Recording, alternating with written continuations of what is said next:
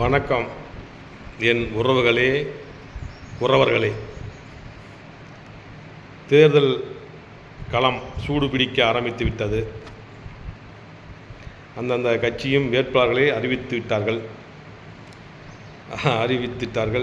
ஆண்ட கட்சி, இப்போ ஆள்ற கட்சி, இதெல்லாம் விருப்ப மனு கொடுத்தீங்க. உங்களை நிராகரித்து விட்டார்கள், புறக்கணிச்சிட்டாங்க. இதை சந்தோஷமாக நான் சொல்லலை, மன வேதனையோடு பதிவிடுறேன். புறக்கணிச்சிட்டாங்க. ஏன்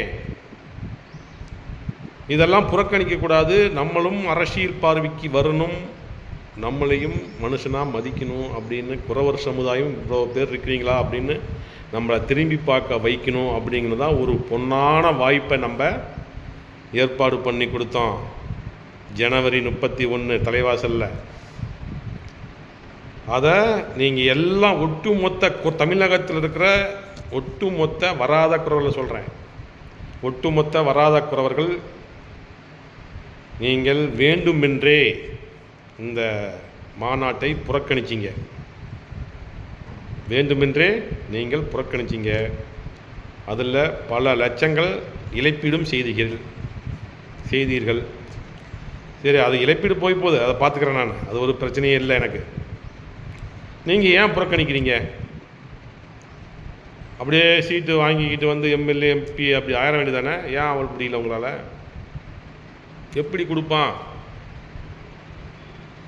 இந்த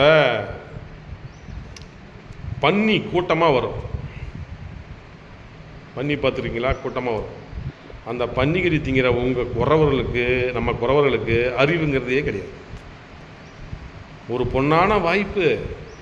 இந்த வாய்ப்பை அந்த எல்லா பகுதியிலையுமே நீங்கள் போய், நாங்கள் குறவர்கள் மாநாடு நடத்தினோம், தமிழ்நாட்டில் ஒரு மாநாடு நடத்தினோம், தமிழக ஒட்டுமொத்த குறவர்கள் மாநாடு நடத்தினோம், நாங்கள் இத்தனை மக்கள் தொகை இருக்கிறோம் அப்படின்னு நிரூபிக்கத்தானே அந்த மாநாடு பொன்னான வாய்ப்பு ஏற்பாடு பண்ணோம். கொடுத்தீங்களா? நீங்கள் புறக்கணிச்சிங்கல்ல. இப்போ உங்களை புறக்கணிச்சாங்களா? ஏன் புறக்கணிக்க மாட்டாங்க?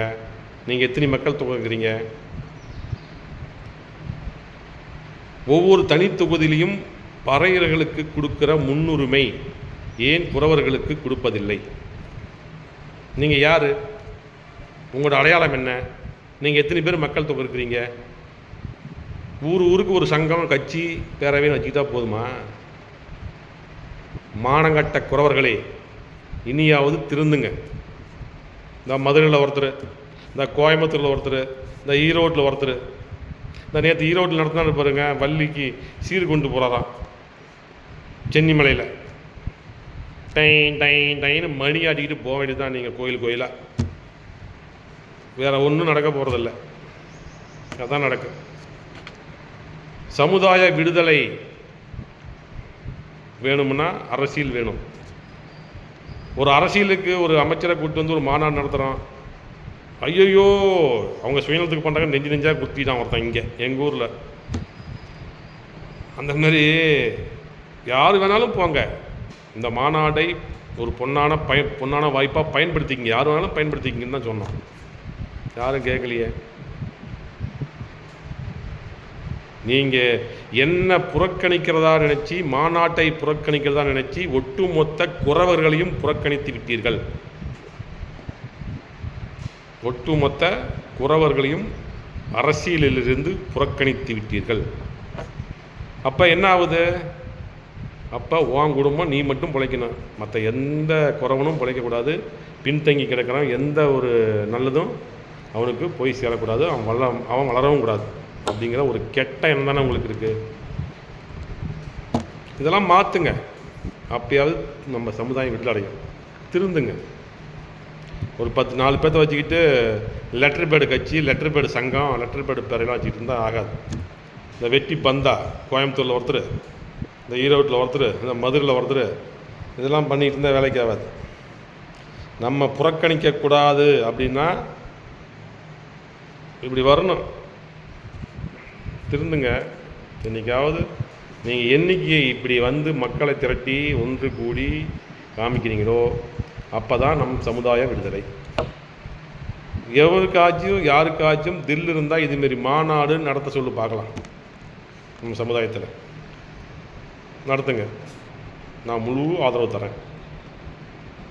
இல்லை யோக்கியமான தலைவர் யாராச்சும் இருந்தான்னா அந்த தலைவருக்கு பின்னாடி நான் வர தயாராக இருக்கேன். இதுக்கு சொல்லு வர சொல்லு பார்க்கலாம். நீங்களாம் என்ன சொல்கிறது, பன்னி விட கேவலமாக இருக்கீங்களே, பன்னி விட கேவலமாக இருக்கீங்களே. என்னைக்கு நீங்களாம் திறந்த போகிறீங்க? ஏதோ நாம் மாநாடு நடத்தி ராம பொன்னுவேல் பெரியார் ஆயிடுவார், அப்படியே ஏவா வேலைகிட்ட பொட்டி வாங்கிக்குவார், காசு வாங்கிக்குவார், கோடீஸ்வரன் ஆயிடுவார், இந்த எம்எல்ஏ ஆயிடுவார், எம்பி ஆயிடுவார், இந்தமாரி ஒரு கெட்ட எண்ணத்தோடு திரிஞ்சிங்களே அப்படின்னு சொல்லிட்டு தானே இப்போ இந்த மாநாட்டை புறக்கணிச்சிங்க.